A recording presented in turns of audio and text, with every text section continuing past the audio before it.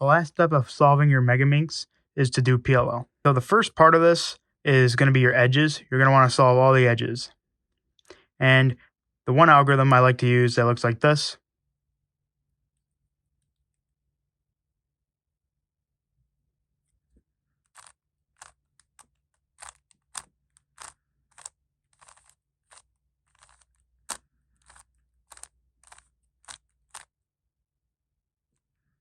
is going to move these three edges around. And so, for example, if you have two solved like this, you can just do this algorithm until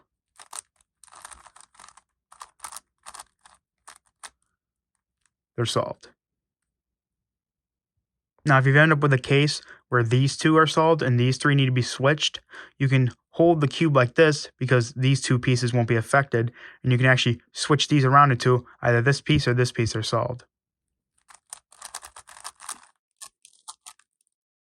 Like that. And then you can switch these pieces around until they're solved.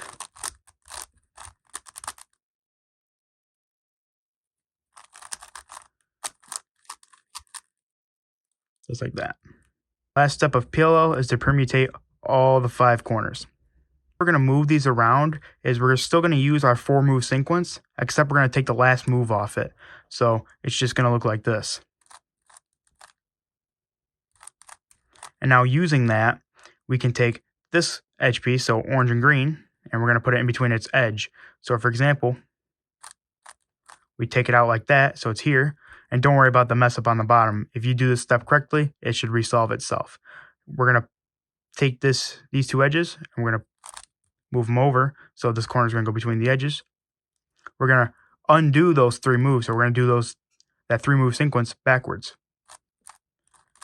And now your corner solved. So now what you can do is take this corner, so the pink and green, or pink and lime green, it's going to go here. So we're going to put this piece here, doing the sequence forwards. And then we're going to do the sequence backwards when we insert this piece, going into, so is it orange and gray or orange and blue? Right here. And then we're going to do the sequence forwards to insert it here.